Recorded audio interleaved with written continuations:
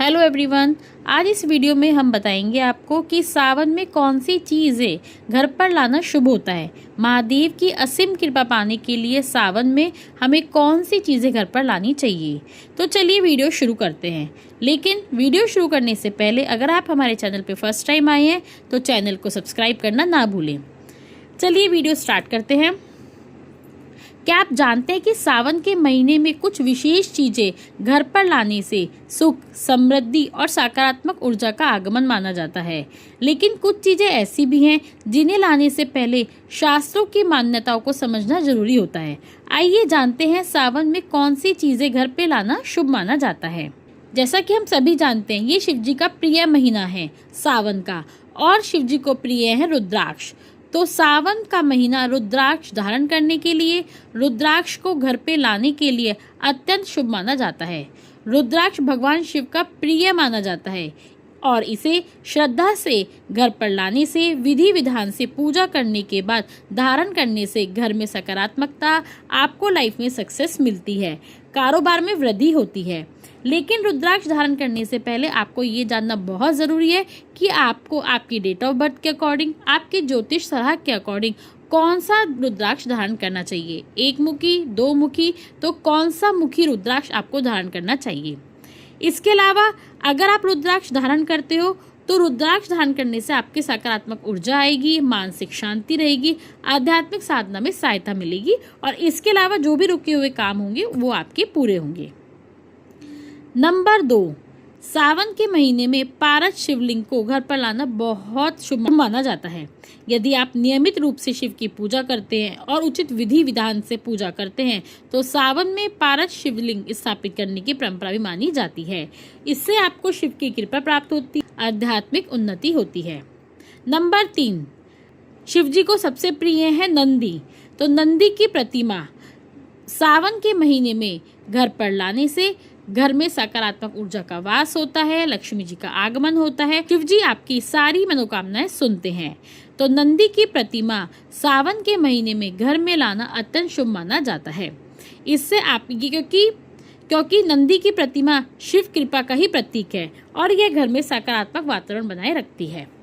Number 4, जैसा कि हम सभी जानते हैं कि हम लोग बेलपत्र शिव जी को चढ़ाते हैं। तो बेलपत्र का पौधा अगर आप सावन के महीने में अपने घर में लगाते हैं तो यह भी बहुत शुभ माना जाता है।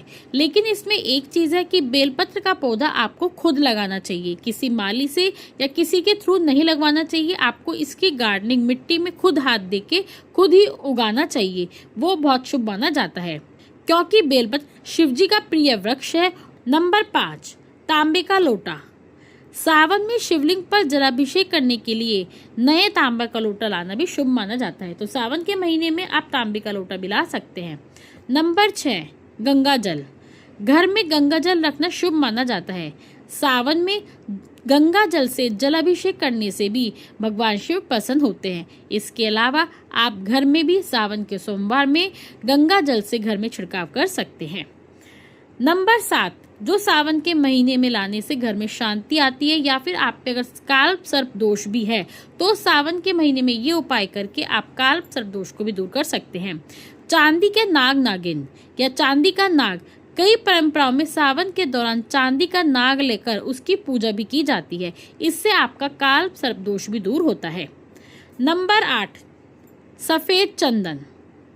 सफेद चंदन शिव जी को अति प्रिय है, तो शिव की पूजा के लिए सफेद चंदन का ही प्रयोग किया जाता है। तो आप सफेद चंदन सावन में भी खरीद सकते हैं, यह बहुत शुभकारी होता है। नंबर 9, शहद। क्योंकि हम सभी जानते हैं कि शिव जी का पंचामृत से हम लोग जल अभिषेक करते हैं, उनका पंचामृत से ही उनका अभिषेक किया जाता है। तो पंचामृत से रिलेटेड कोई भी चीज़ अगर आप सावन के महीने में लाते हो तो वो बहुत ही ज़्यादा शुभ होती है। इसमें आप शहद भी ले सकते हो, शुद्ध देशी घी भी ले सकते हो और देशी घी का दिया जगाना भी सावन के महीने में शिवलिंग पर बहुत ज़्यादा शुभ माना जाता है। इससे घर में आपकी पॉजिटिविटी आती है और स्थायी लक्ष्मी का वास होता है। इसके अलावा एक और पौधा है जो हम लोग शिव जी को अर्पित करते हैं और सावन के महीने में अगर आप उसे लगाते हो तो वो आपको बहुत ज़्यादा पॉजिटिविटी देता है। धतूरा और आक का फूल जो हम पूजा में भी यूज़ करते हैं। तो भगवान शिव को धतूरा और आक का जो पौधा है बहुत ज़्यादा पसंद है, तो आप वो भी घर में लगा सकते हैं। शिव परिवार की तस्वीर, यदि आपके घर में कोई आपके पास शिव परिवार की मूर्ति नहीं है या फिर खंडित है, तो आप नई शिव परिवार की मूर्ति भी सावन के महीने में ला सकते हैं, जिसमें शिव, पार्वती, गणेश जी, कार्तिकेय जी सब शामिल हो। लेकिन मूर्ति लाने से पहले आपको ये चीज़ बहुत ध्यान से देखनी है कि मूर्ति आपकी टूटी हुई ना हो, खंडित शिवलिंग ना हो, फटी हुई कोई पुस्तक ना हो। तो ये सब कुछ आपको कोई भी मूर्ति खरीदने से पहले देखनी चाहिए। सावन केवल पूजा का महीना नहीं बल्कि आत्मचिंतन, संयम और शिव भक्ति का समय माना जाता है। तो आपको ये वीडियो कैसी लगी कमेंट बॉक्स में ज़रूर बताइए, और आगे इसी तरह की वीडियोस को पाने के लिए हमारे चैनल को लाइक करें, शेयर करें और सब्सक्राइब करना ना भूलें। इसके अलावा इस वीडियो से रिलेटेड या आपका कोई अपना अलग ओपिनियन है, कोई क्वेश्चन है, तो आप कमेंट बॉक्स में डाल सकते हैं। हम सारे ही कमेंट्स पढ़ते हैं और उसके आंसर्स भी देते हैं। तो वीडियो कैसी लगी कमेंट बॉक्स में ज़रूर बताइए। मिलते हैं नेक्स्ट वीडियो में, तब तक के लिए नमस्कार।